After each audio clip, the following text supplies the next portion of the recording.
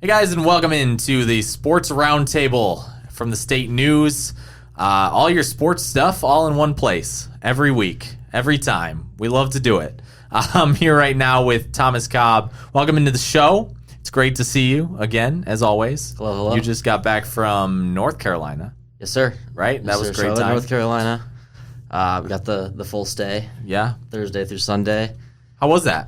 It was once in a lifetime experience. My first time covering March Madness, so getting to do that, it's what you grew up watching as a kid. Yeah. I saw the photos. They were great. Myself grew up watching Michigan State basketball in March Madness, so it was just kind of It's like a really surreal first full circle moment. I love that. Incredible experience, very surreal, and I'm sure I speak for the two other people that I went with, as well as our women's basketball writer, who was about an hour and a half away in Columbia, South Carolina, for the women's basketball tournament. Yeah, that's a good time. It is a good time, unless, well, obviously you're Michigan State and you go home early. That's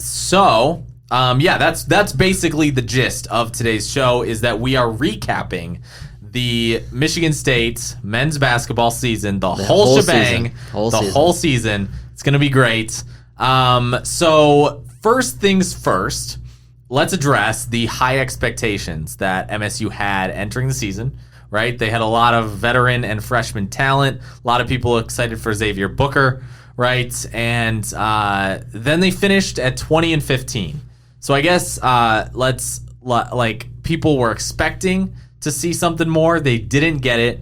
And I guess what's your take, or what's your story as far as where MSU what happened? What happened is it's a variety of things. I think there were some miscalculations on the part of the coaching staff. I think that there were some unfortunate, extenuating circumstances that happened throughout the season and even before the season started.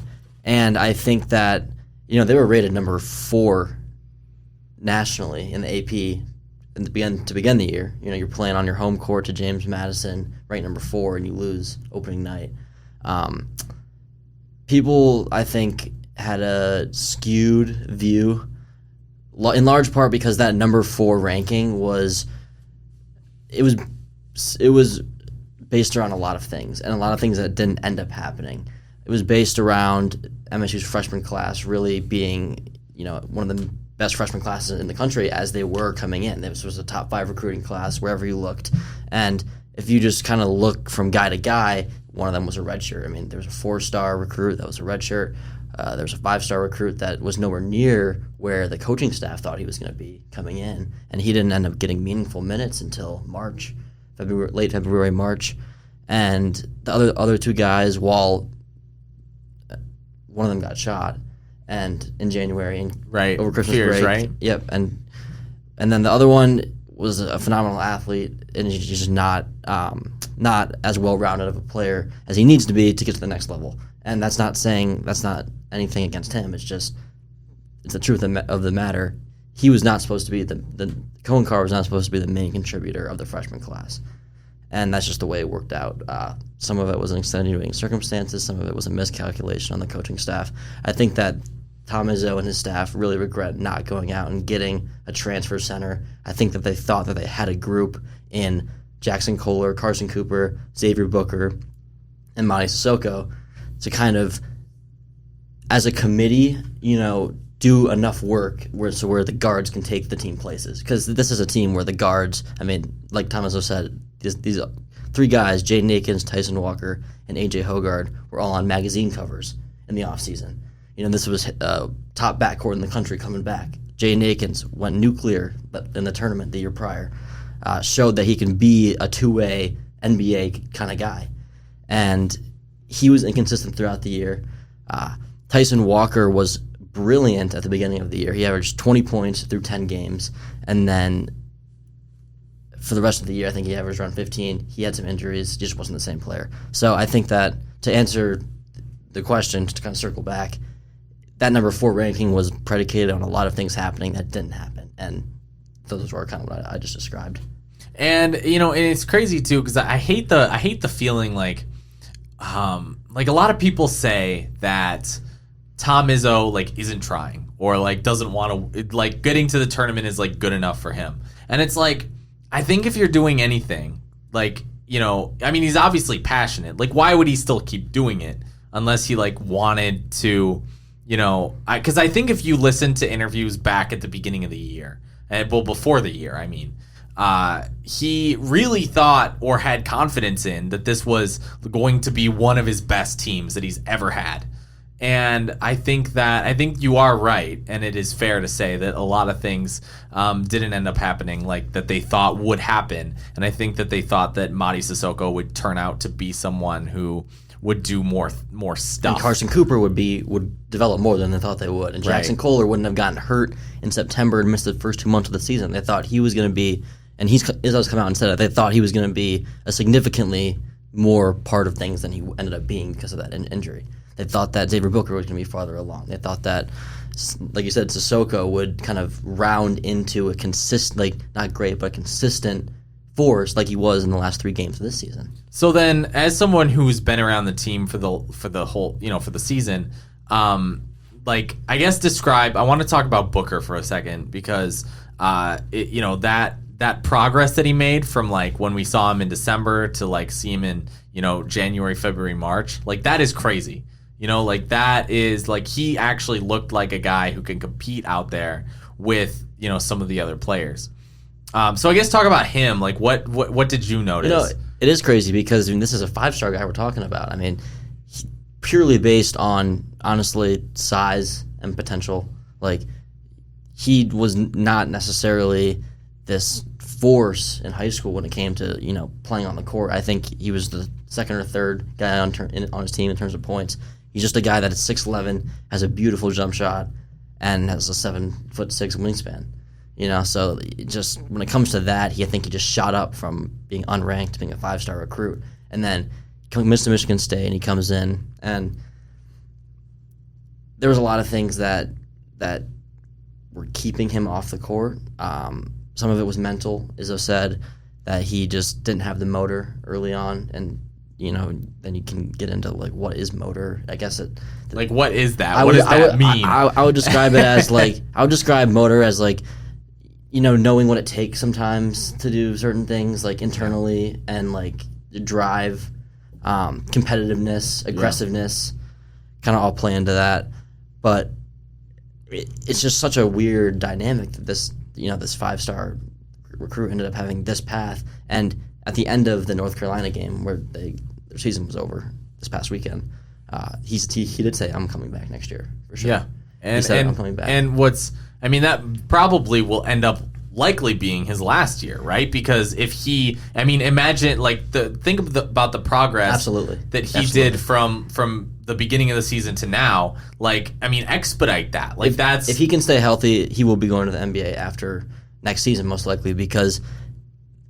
I mean, you hit it spot on. If you watch him in the tournament in January, if you looked ahead to the future and you saw him playing in the tournament, you'd be like, wow, like it's like a beautiful sight because he not just gained the physicalness, he gained 20 pounds over the course of the season, let alone the offseason where I'm sure he gained some weight and muscle, but he gained so much confidence, and that was the biggest thing for him was just being on the court. And, you know, I think that Izzo handled him in hindsight perfectly because you put him on the court in December and January when he's not ready physically and mentally. It kills like his confidence. It kills all of his spirit, his motivation. And I don't think that they needed him. He wasn't the answer to their problems at that time.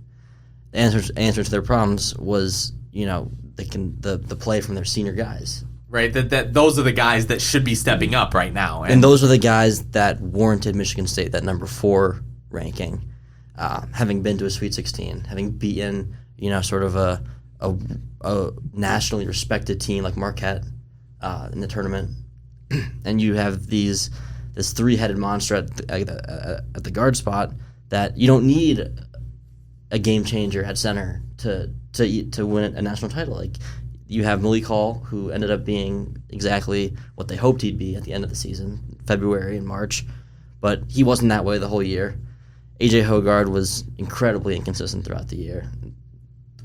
scored 3 points, went 1 for 10 in the North Carolina game. And that was just sort of emblematic of the season. In 40 minutes against North Carolina, Michigan State was everything that they had been all season.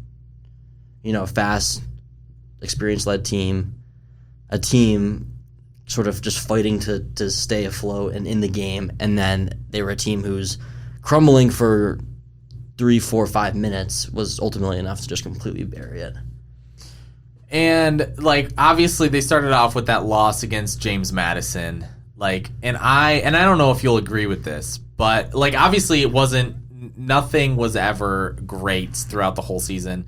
But I want to talk about really do you ever really think that MSU was on the cusp of missing the tournament until I'm talking about the narrative of their whole season, right? We're talking about late December through January and February. Do you think that MSU until the last couple weeks, which were a little rocky, do you think that before that... I can take you through sort of my whole journey with that throughout the year. Absolutely.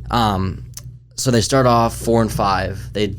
They drop their first 2 Big Ten games to Wisconsin and Nebraska, and so you enter the Christmas break period where normally that's a down, and they did play some pretty low major teams that they beat up on, but they played Indiana State over the holiday break, which talk about scheduling malpractice. Tom Izzo, the mid majors that you schedule in a season are James Madison, Indiana State, that's Oakland. It's just all teams that on top of are playing, really really good mid majors. On top of playing Arizona, Duke, Baylor. You name it. I think, and especially after last year, the scheduling nightmare that he kind of gave himself. Well, it's like that every year, but this year was incredible because of the James Madison and the Indiana State particularly. Anyways, right. So that Indiana State win ended up being huge for their tournament resume. We didn't know it because they had ended up having an incredible season, finishing 29 in the net. If they had lost that game, they might not have made it at the end. So if you keep going through, they kind of found themselves in the middle of Big Ten play. They won, I think 13 out of 17, and they were sort of heading toward this 6. If they kept winning at the rate that they were, if they won the games that they should to end the year, and a game or 2 in the Big Ten tournament, they would get hopefully a 6 seed. That's what a lot of Michigan State fans were looking at it, saying we could end up getting a 6 seed.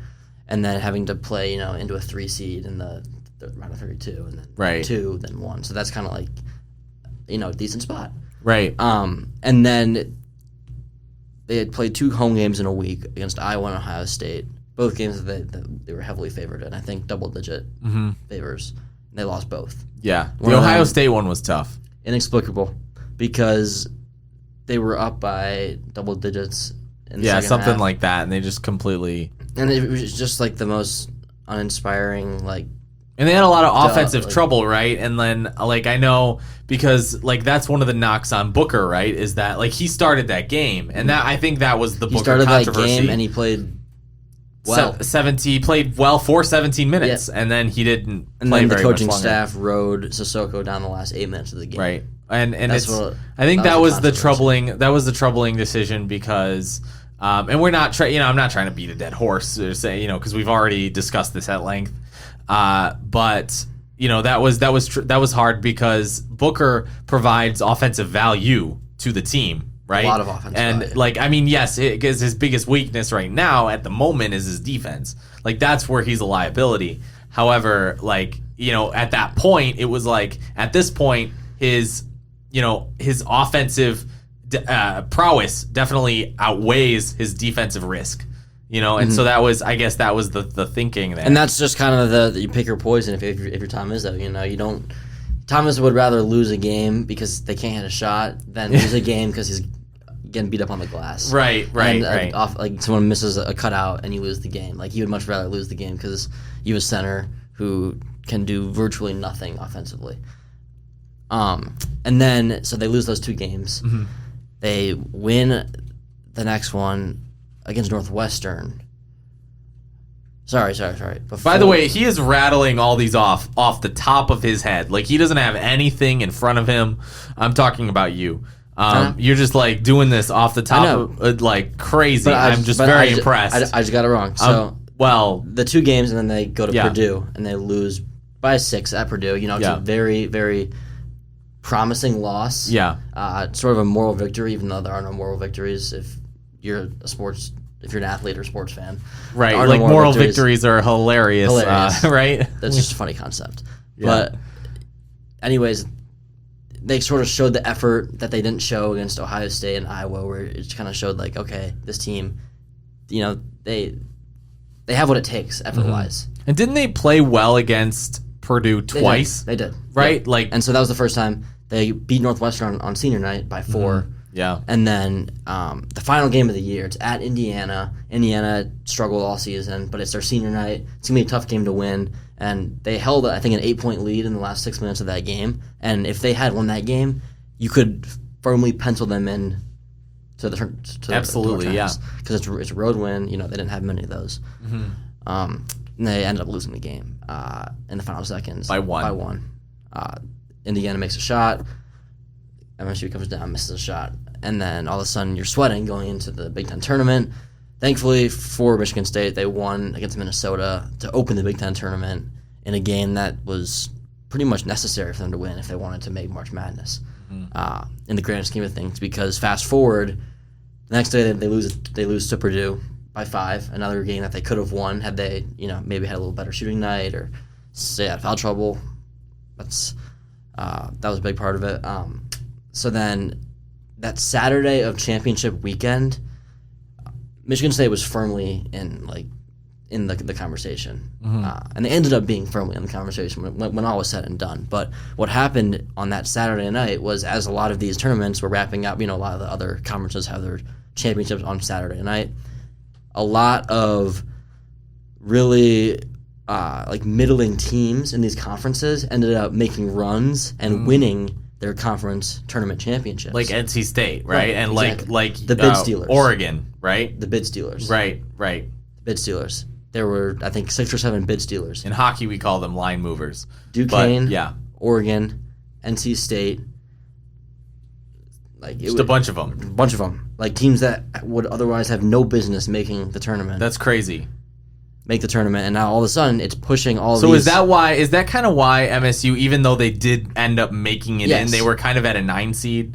Like, it was kind of like, I know some people said it was high. I don't think it necessarily ended up affecting their seeding. Okay. I think it just was making a lot of people nervous because that bubble, they call it the bubble. It shrinks. The 10 or 12 teams or so that are in that 8. And it probably is what forced Indiana State out of the tournament. It is. Right. It is. And unfortunately for Indiana State, they lost their conference tournament to Drake, who, is a good team. Stole their bid. Yeah, is a good team, but they're not better than Indiana State. They didn't have a better year than them. Right. And now but they had one better game. And they had one better game, and now they're playing, now they're dancing, and Indiana State's not dancing. Can I say something really, really quick? This is a hot take, but I think that conference tournaments are so stupid. Like, I hate I just... It's not that hot of a take. It really, because I don't know who else agrees with me. Because it doesn't affect the seeding, really. Like people, the Big Ten Tournament Championship is literally 20 minutes before the selection show. Right. The game ends. They've already determined who's going to be in. The game ends, and it's like, okay, and celebrate for 20 minutes. Now you go find out what seed you have. Right. And so, like, the committee has come out and said that, these games, especially like the championships on the final day, like, they don't really matter. So the only thing that actually matters is if you weren't going to otherwise, like Michigan, for example, wouldn't have gotten in the tournament. I mean, they didn't, but they needed to win the Big Ten, and they weren't going to.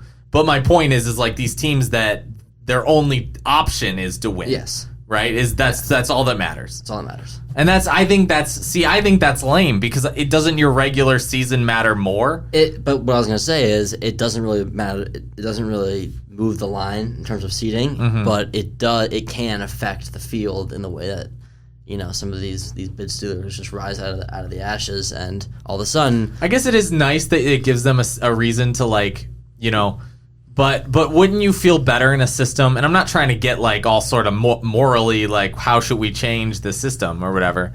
But wouldn't you feel better in a system where like the regular season champion made it, and then also the but I don't know for mid-major. I don't know what you would do for mid-majors, because are you funky. giving more mid-majors more spots? It is funky how it's based on the tournament championship. It's based on one 5-day, and it's one game. It's a single elimination. We got to win 3 games to get there. Well, but you got to win every game, right? And if you lose once, bye, see ya.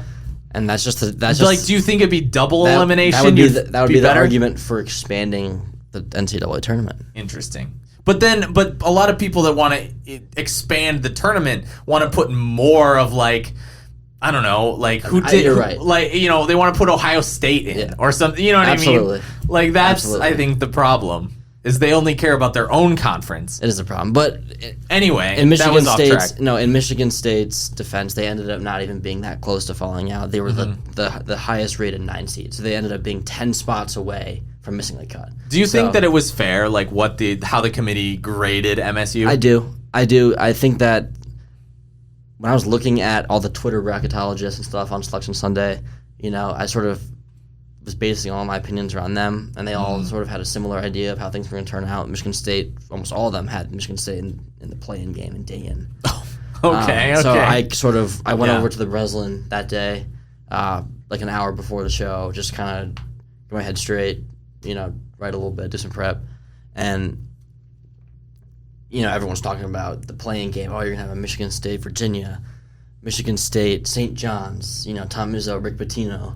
That was just sort of the whole narrative. So I go in there and I'm thinking, okay, like we're going to Dayton. Like I had to. You had like probably a whole story written out. I had like a little summary lead and stuff going for it, for both options. But I went in there and it's like, okay, we're Michigan State's. I'm going to be traveling to Dayton, and 60 hours or 36 hours. So, and that would be probably a drive for you then. Right. And honestly, I'm so glad that you got to fly. Oh yeah, I bet you are. But I was sitting in they didn't let the media watch with the team this year. They have in the past. This year, it was just the team and family and whatnot. So the media was watching it in a separate room, and they were going down. They're listing off the regions, and there's a couple they announced a few plans at the 10 spot, and Michigan State wasn't in there. They announced a few teams that I thought were going to be out completely. And so, they announced 3 regions, and all these teams that I thought were, like Virginia and Colorado State, they announced that Virginia, Colorado State play in at the 10. I think it was the region before Michigan State's region, and me and sort of all the other writers in the room just kind of were we didn't outright say it, but we all just kind of we knew that this is not good for Michigan State. They're probably gonna miss the tournament based on what we had gathered from the media, as a whole, the national media. Based on what we had gathered from them, we had determined that they're out, they're not gonna make the tournament. And then they came in as a 9 seed, and we were all just kind of oh my gosh, total curveball. Yeah, I think watching that Selection Sunday was very I texted somebody that covers MSU, and that I'm and I was like, do you think they missed it? As a 25 in the net, do you think they missed it? Really, And then they came back for the commercial, and it just ended up being in the final bracket that they talked about, which was kind of a sweat, So Indiana State ended up being the highest ranked team in the net ever to not make it. And it would have been Michigan State. I think MSU was 25. Right. And Indiana State was 29. Right. Something like that. I think it was 33. Before it was 33. You're absolutely correct. Yeah. You're just rattling these off. I don't know how you do this with just off the top of your head. You got brain knowledge just floating. You just remember everything. It's crazy stuff. So lastly, I want to leave off with just kind of what does MSU need to do going forward, into the off season to prepare for next year? I think that they're in relatively good shape for next year. You have Jeremy Fears coming back. Izzo's repeatedly said that he's a guy that he thinks can lead a team. and he's always said that player-coach teams are so much better than coach teams, and I couldn't agree more. Jeremy Fears is a guy who embodies that. Xavier Booker's going to make a ton of strides, just oozing potential and talent. He's going to be an NBA player. Jaden Akins could come back. I think that, based on talking to him after the North Carolina game, it seems like that's kind of where his head's at. And then so you'll have him back. Jackson Kohler, Carson Cooper, Trey Holloman, Garrick Norman, and then you have a decent freshman class. Pretty good. Right. I mean, it's not as good as the last class, but that was a top 5 class in the country. It's a couple really, really talented guards, big and small. Kurt Tang's more of a shooter, ball handler, and Jace Richardson's more of like a bigger guy, can really drive it and shoot it. And then a bigger guy, Jesse McCullough, is more of a power forward, 6'8".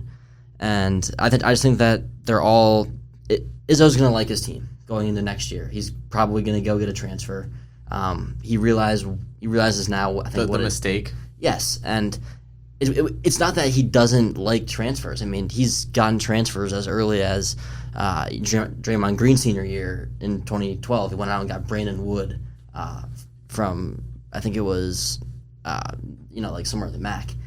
Bryn Forbes in 2016 was a transfer. Aaron Harris. Tyson Walker and Joey Hauser. Yeah, I see what you're saying. No, yeah. He's not afraid to use the transfer portal. It's just it's probably the culture, that like the actual oral. He and his staff made a miscalculation, and I do think that he doesn't necessarily like the landscape of the transfer portal.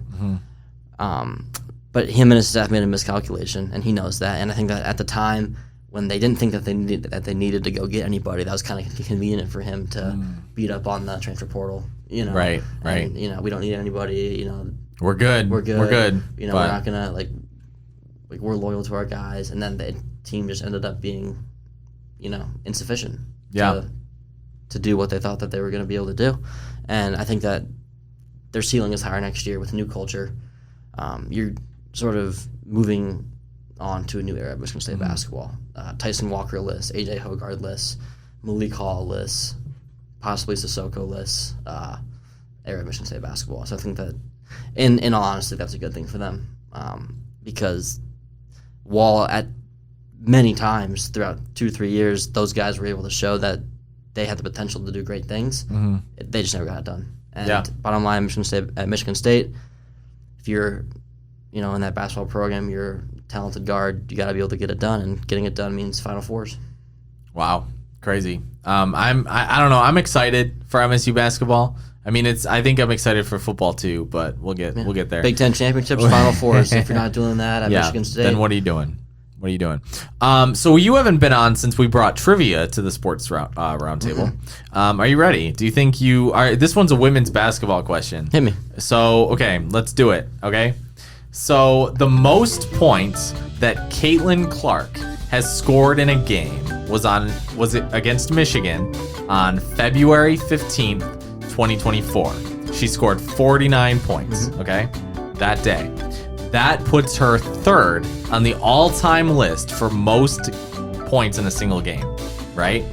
Can you name either or both of the top 2 players in a game? Most points in a single game. Liz Canby? No.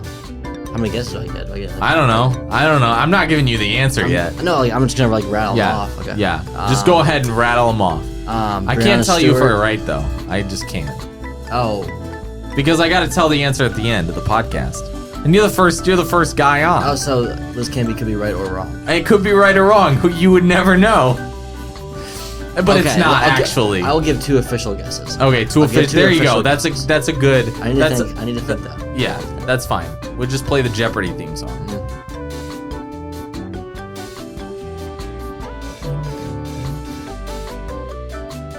Okay, I'm just gonna go with Diana Taurasi, and Zuber. I don't know. Actually, I can't tell you. But I will. You will find out right after this.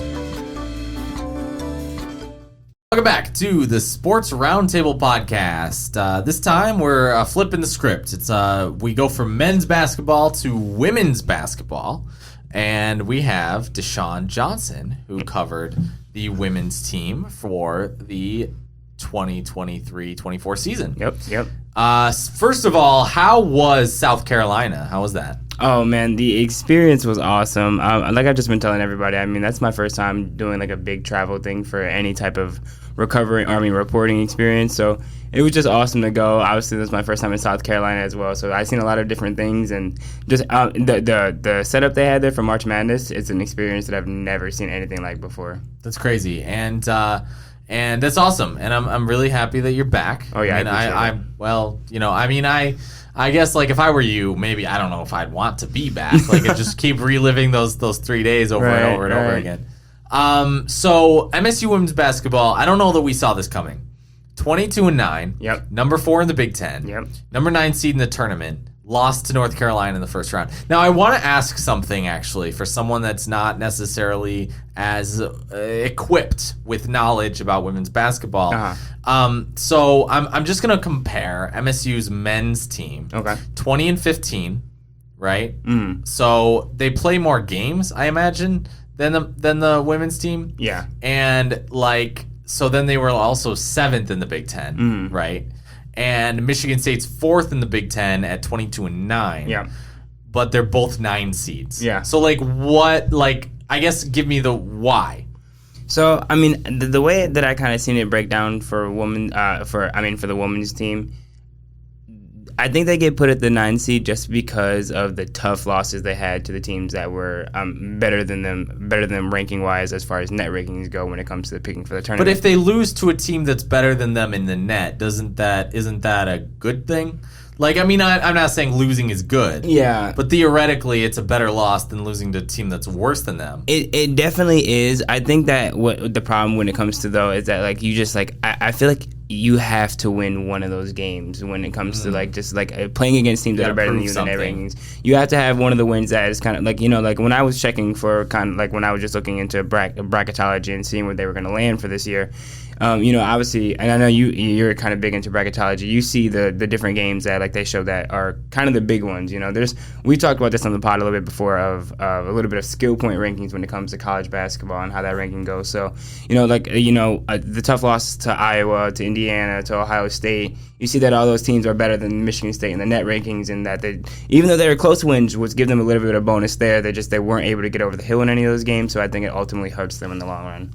Interesting. And because it seemed like I said, it seemed like they've had a good season. Yeah, right? no, definitely. And 9 losses is not bad. Yeah, right. Yeah. So I guess that's my thing is I'm like 9 seed. Like it seems like they should be playing like, you know, a little bit higher. Mm. But I guess I'm not the expert, but you are. So do you think that the committee judged them fairly? I want to say that it was pretty fair. Like, I mean, like, I think the biggest, like, kind of flag that was raised is that Michigan also got a 9 seed when getting into the tournament, and they did not play as well as the Spartans throughout the entire year. But I think another part that kind of hurt the Spartans was the losing streak at the end of the year. They dropped quite a few games. While Michigan, I don't exactly remember how they finished off, but I know they was on the positive end. While you kind of see that Michigan State, although, you know, big ranking in the Big Ten tournament, you know, but you kind of lose a couple games straight, and then the loss in the Big Ten tournament to Nebraska. I think when you factor it all in, it's just like, I mean, like they definitely took some losses at the end of the year that I would say was a fair ranking for the most part. So then, I guess as far as the season overall, yeah, like how much of a start with the expectation, and I guess take me through the whole season to like where like. You know, they started off, well, like, how did they start? Did they start off pretty good? Yeah, I mean, so just to give you a little bit on the expectations, I mean, I think that coming into the season, you know, you had a lot of new things going on, and I don't want to go too much on a tangent, but obviously head coach Robin Frillig was the biggest thing.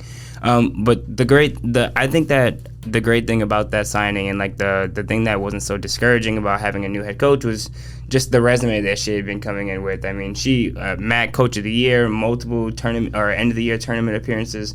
Frillig had a lot going on at the time, so I think that, of course, you had a lot to think about, but you start the first couple of games. I think they went on a 4-game winning streak to start the year.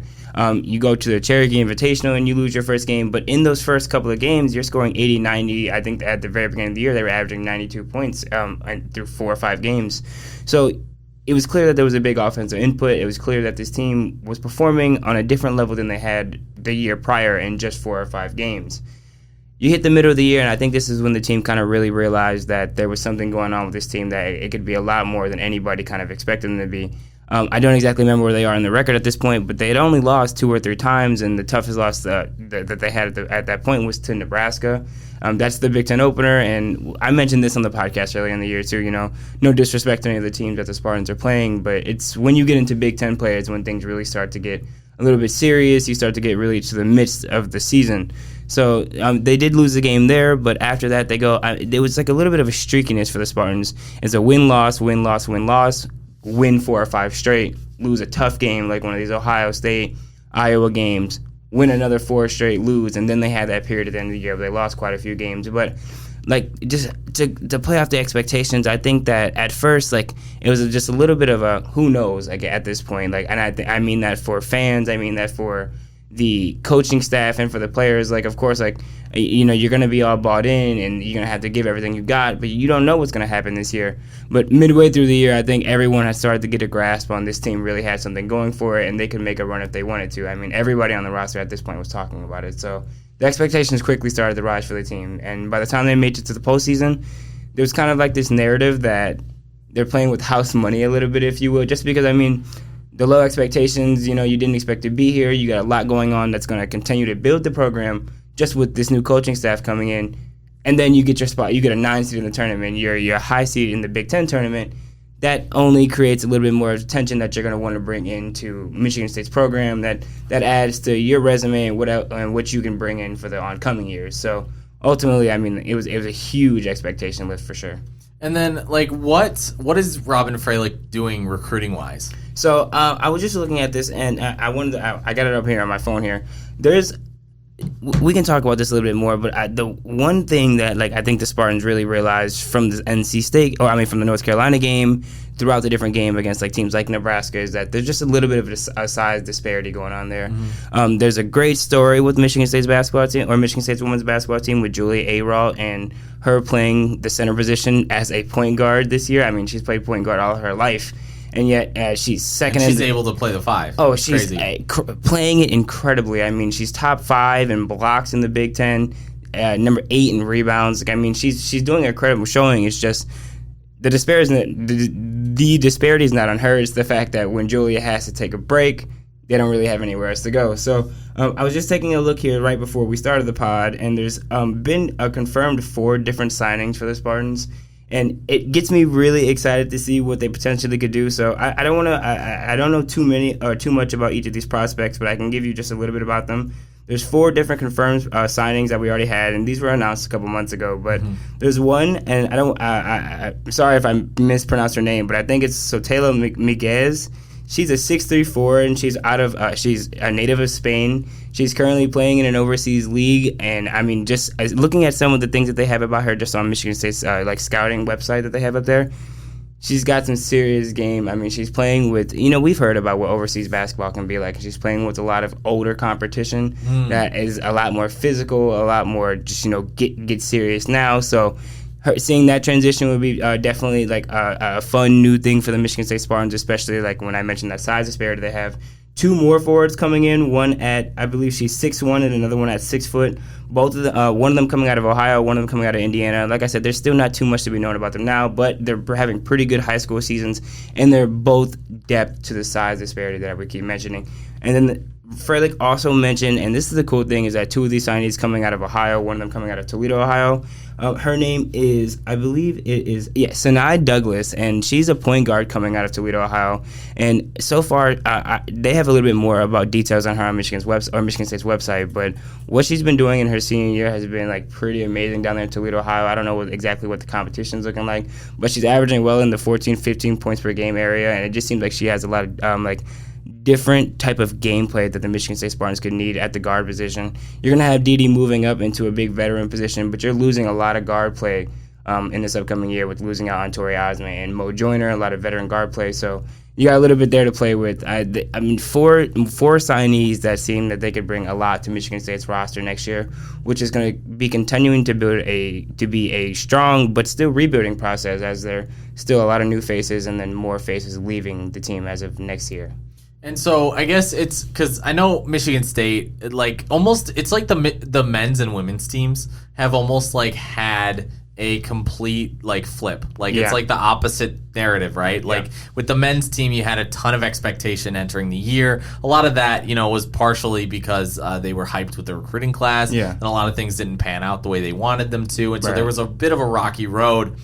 With the women's team, it was very much like they like had lower expectations. Obviously, you're going to be rebuilding a program, building it with a new coach. You're doing it. You're kind of laying the groundwork for the future. And we didn't really know what to expect. We just knew that Freilich had a great history, or resume. Right. She was at Bowling Green. She did great things there, and she built that program pretty good. Yeah. And so like she comes to MSU, and she kind of there's like hope for the future. And so I think that it's very interesting to see that sort of disparity, or not disparity, but like contrast between the men's and women's teams.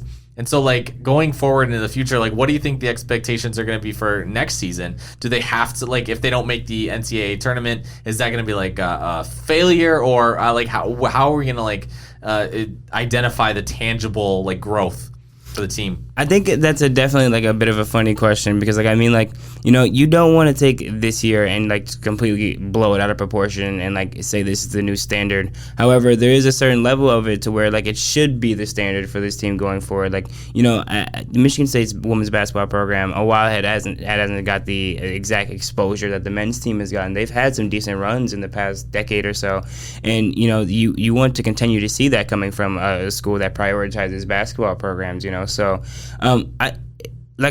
Freilich, obviously, like I said, I mean, a huge resume, multiple tournament appearances, her record at Bowling Green State, 31, I think coming off a 31 win record. It's obviously what she's capable of is amazing. So I obviously their expectations that they had coming into this season, it's not going to be anything like that next year.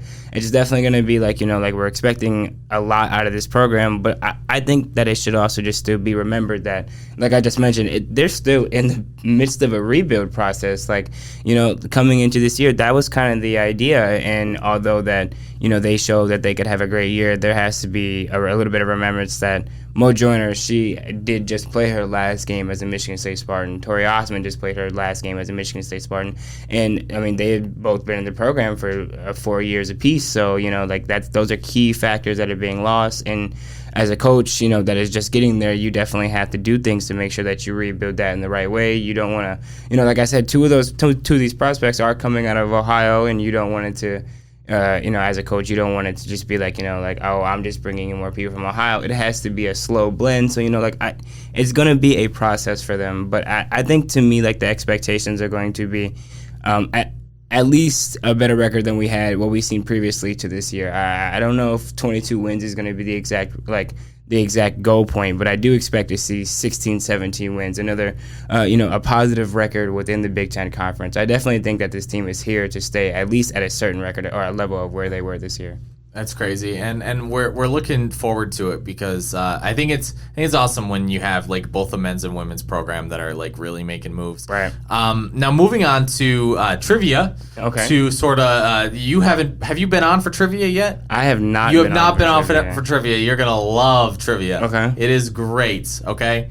Anthony's gonna cue music and it's gonna be great. Not actually live. It's gonna be in the editing process. Okay. We just I just like to be creative. Anyway, so trivia time. Okay. It's actually about women's basketball, so it kind of might be up your boat, all right, sort of thing. And this actually does lead into our next segment where we have Hannah Holycross talk about Caitlin Clark. Okay. All right. So we look forward to that because that is a bonus segment that we did not anticipate having this week. Okay, definitely. So here's the trivia question. Are you ready? Yes, I am. The most points that Caitlin Clark has scored in a game was against Michigan on February 15th, 2024. Yep. She scored 49. Right. That put her third on the all-time list for most points in a single game. Okay. Can you name? I'll give you this question if you can name either of the top 2 players. Okay. So this is you get two official guesses. Okay, I'll tell you if they're right. This is actually kind of crazy. Like, I know for a fact that I'll be totally honest. Like, I don't think I know the name, but I know for a fact that I seen a crazy stat line like 2-3 years ago, where somebody dropped like 60. Yep, you're close. You're getting there. But I don't know. You're getting there. I don't you know don't know her her name. You don't know her name. That is like so unfortunate. Lee? Yeah. Something Lee. Yes, you are correct. But I don't know her name. I don't know her name. But like, I don't know. Anthony, should I give that to him? He's giving me the thumbs up, so I think I can give it to him. I mean, that was like that. Honestly, that was pretty impressive. No, I know I seen that one before. Like, you know, like I used to see like some of the crazy like stat lines on ESPN. Yeah. I knew I seen someone drop 60. It was like 59, 60, something like that. So yeah, I'm pretty sure, I could be wrong.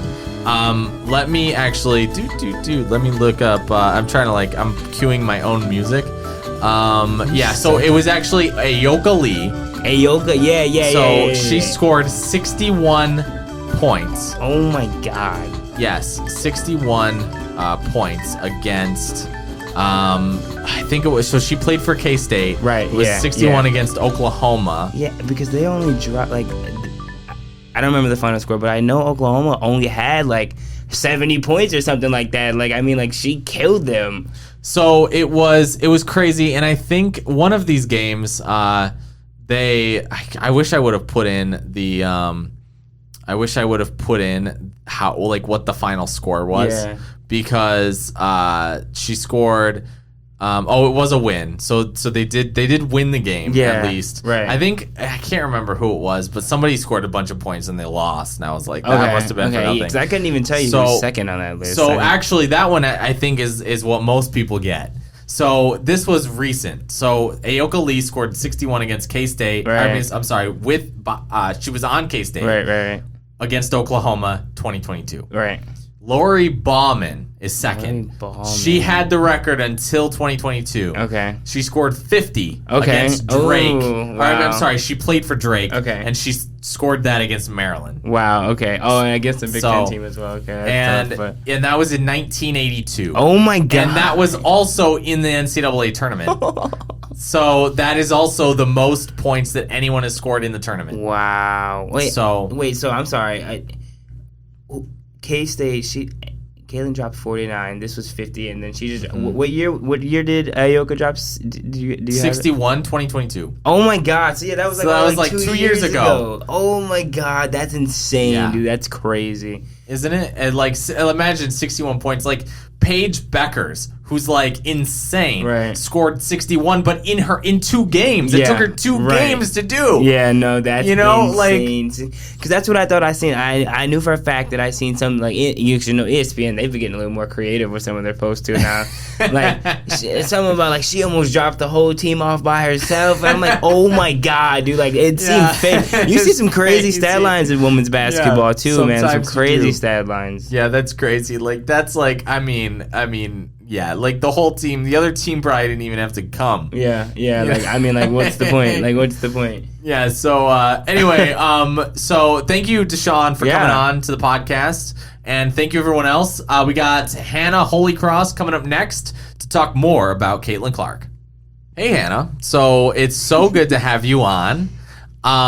So just for people who are new here and wondering who you are, you work at the State News and do a lot of fantastic reporting about the which desk are you on?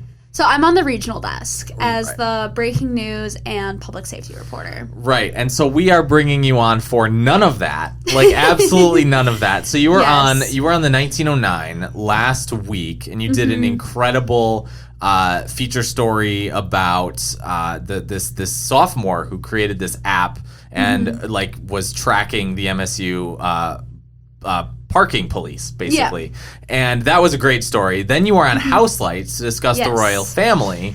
Yeah. And Hannah, I'm sorry, you are Hannah. Liz said something along the lines of like, you're on a podcast roll. House Lights was next. What's next? Who knows? Sports next? Roundtable. Do you know a lot about sports? No, but I'd be glad to put in my 2 cents on what the one thing I do know.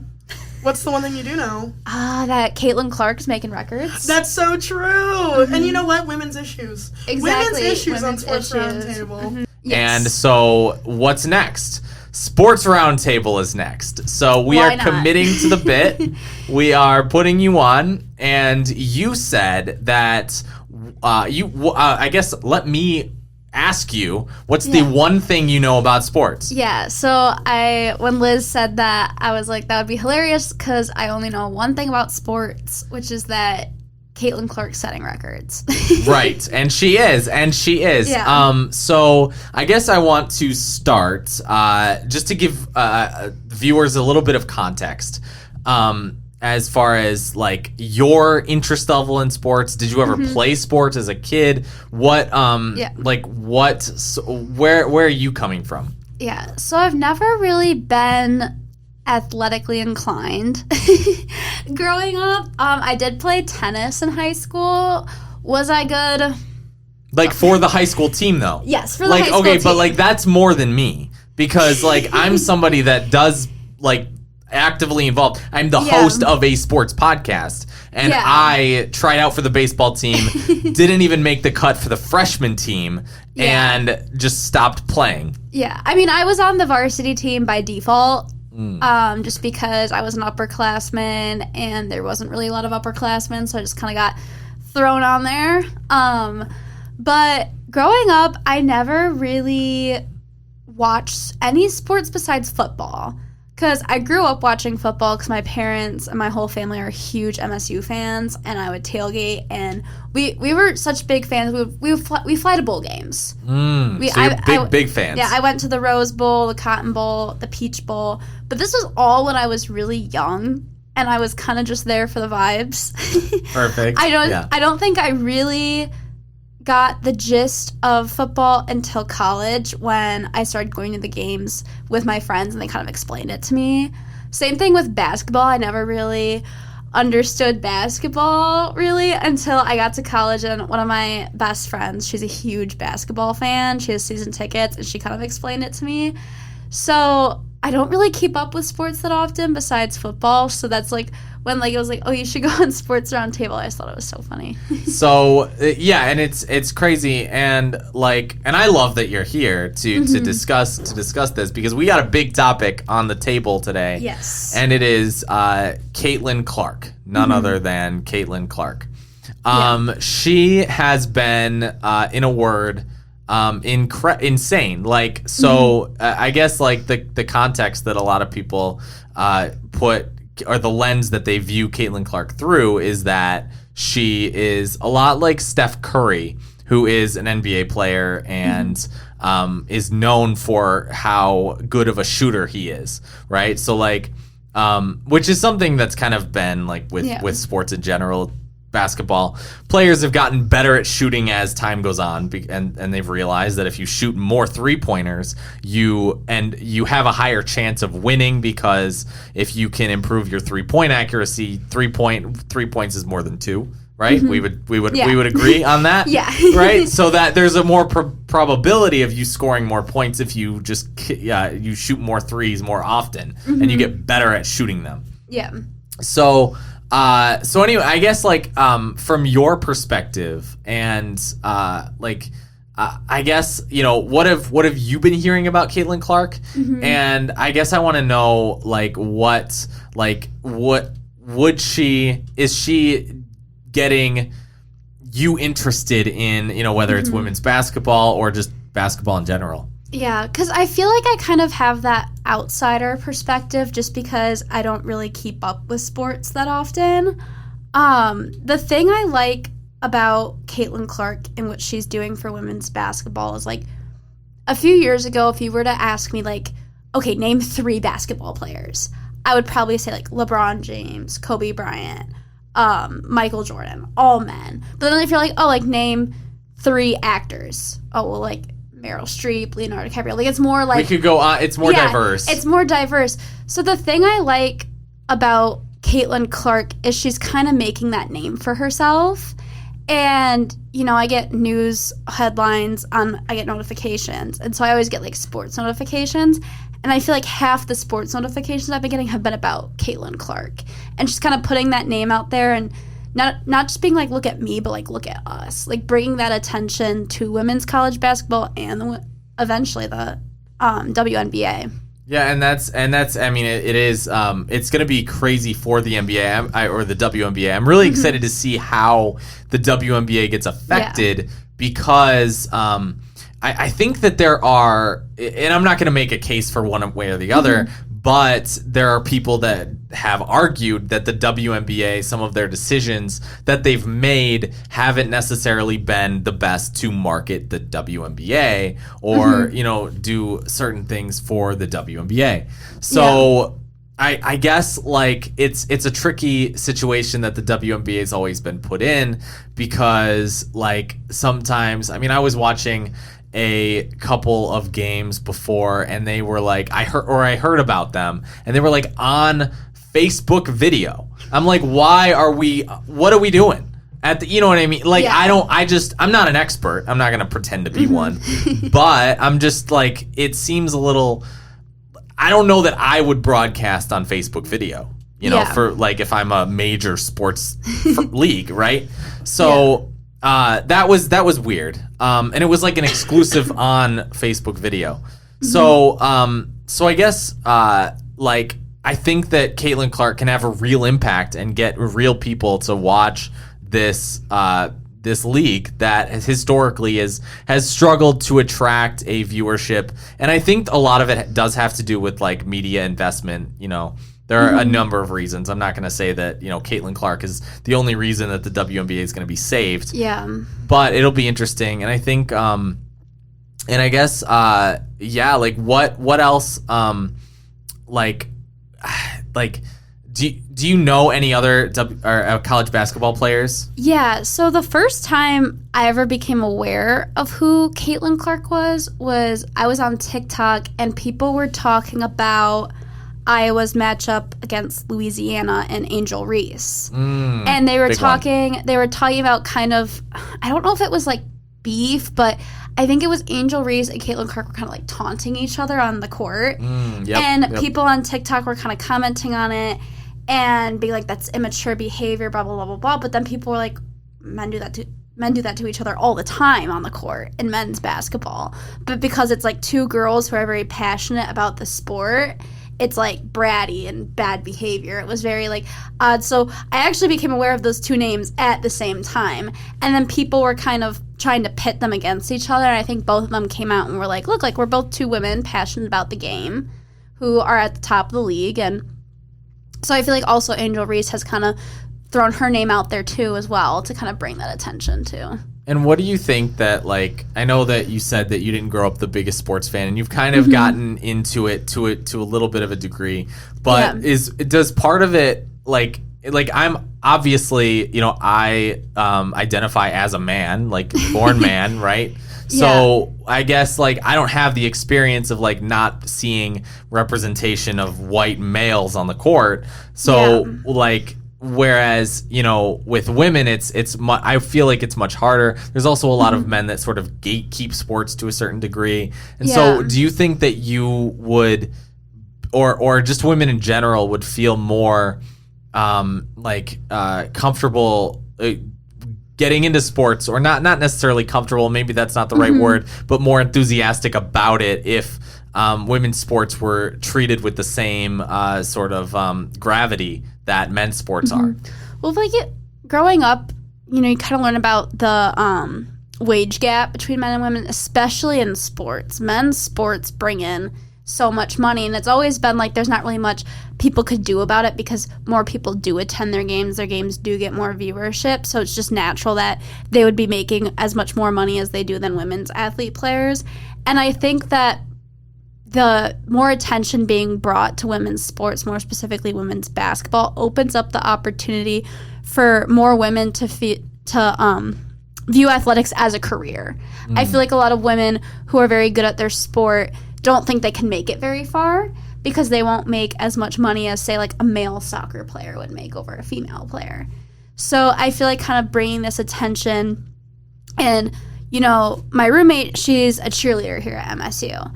And so she cheers both men's and women's sports. And she's like a big reason why I've kind of gotten more into athletics, because she always talks about the women's basketball team. She loves to cheer their games, and she cheered their tournament last year. This year she cheered the men's tournament, but she told me, and this might need to be fact checked, but that the women's NCAA tickets cost more than the men's this year. That's crazy. Which, if that's true, that's huge improvement. That's wild. Yeah. And like, I guess like that is crazy. I think a lot of it like does have to do, because I like that you brought up the point about like if you're a girl and you're growing up and you are interested in, if you're playing a sport, right? Yeah. It's much harder to want to take something, not I don't want to say like you would be taking it unseriously, but like it's hard to have that motivation when there might not be a league that you would find yourself in. And I mean, hockey's having a moment right now with the PWHL, and because there were like 2 leagues, but they weren't really that big, and they were kind of like in protest of each other. They were both battling at odds, and now they both combined and merged, to which is something that nobody thought was going to happen, and now they are one big professional women's hockey league, which is very good for just the sport of hockey in general. And people in Michigan are upset because there's not a Detroit team, and there's also no college women's team at all. So that's an issue too, because Michigan exports a lot from the men's and the women's side. They export a lot of good hockey players. But if you're a woman growing up in Michigan, you can't go to school here and play hockey. You have to leave the state, and that's a big deal breaker for a lot of people. Yeah. I was hearing some people who used to play college hockey, some at University of Minnesota Duluth and some at other universities, who said that they played with a lot of the people in the PWHL, and they pursued a like what you would call a real degree, because they knew that the space in the professional women's just in the sport is so limited, right? So that is interesting, and I guess kind of just to leave it off. Do you think what do you think you'll find yourself like watching the WNBA? Or though it's hard because it's like, how do you root for someone? Like I rooted for Nia Clouden, when like I think she's on LA's team now, but she graduated from MSU. Right. And she was a couple years ago or a year ago or something like that. And so I rooted for her when she was in the WNBA. And, but other than that, like Detroit doesn't have a team. So like, so that's hard. Yeah. I feel like, cause even men and women's basketball, I kind of watch from a distance, kind of just see what people post on their stories, who won, stuff like that. So as someone who doesn't typically watch sports, I think I'll still probably watch from a distance, but I feel like I am very intrigued by Caitlin Clark, and I feel like she is drawing more women into viewing the sport who typically wouldn't. So I could see myself watching a game just to see the history she's making, because I typically I watched the most recent basketball game because I wanted to see my roommate on the court cheering. Yeah. So that kind of is what got me into it. But I did want to bring up kind of like how I was talking about Caitlin Clark and Angel Reese and the criticism they were facing earlier.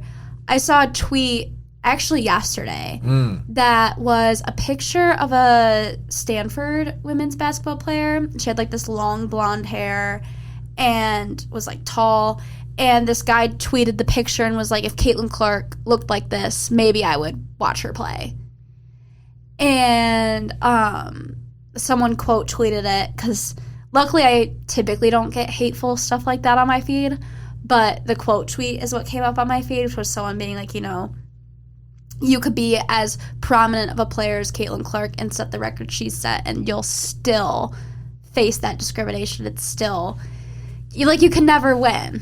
Yeah. So that was kind of a crazy thing to see, is that even though she has made all these steps, there's still that pushback and that. And yeah. That's really tough. So I'm hoping that as she goes through her career, and like same thing with Angel Reese, people have been, a few months ago on TikTok, I kept seeing people talking about her grades, that she didn't have good enough grades and didn't go to class enough. I'm like, when have we ever discussed a male basketball player's grades? That's crazy, because because I mean, anybody that goes to MSU for football or basketball would not get into the school on merit.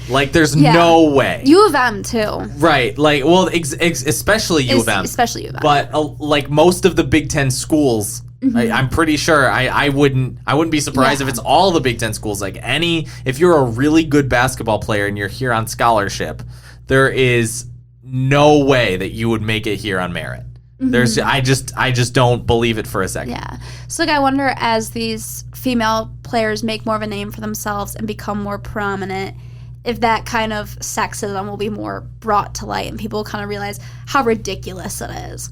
Because that hateful tweet, there were so many replies that were like, what are you talking about? Why does that matter?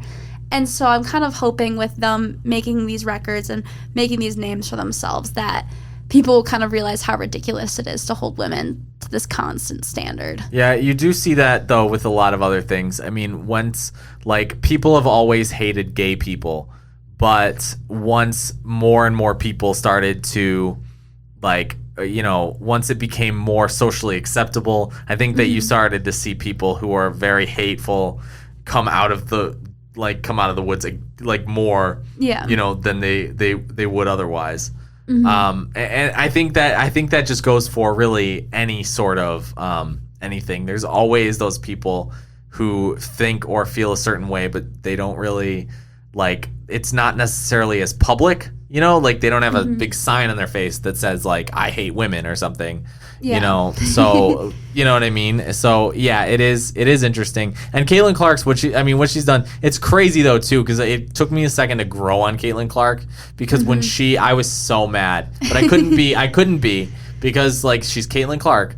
I was so mad when she scored on the last minute, last second of the game against Michigan State to beat them. Michigan State almost beat Iowa, and with Caitlin Clark. And that's it's another crazy. thing too. Imagine all the people that tuned in to watch that matchup and saw the fight MSU put up against her. Yeah. That brings awareness to MSU women's basketball team. So, which is doing much better than it has been in recent years. They've been doing crazy. Great. And their new coach from last year too. Right. Yes. Robin Freilich. Love her. Doing a great job, obviously. So anyway, I guess really thank you for coming on and discussing Caitlin Clark with us. I hope you enjoy Caitlin Clark from afar as she continues to be historic. Yes. And thank you guys for joining the Sports Roundtable podcast for today. I will see you guys in the next one.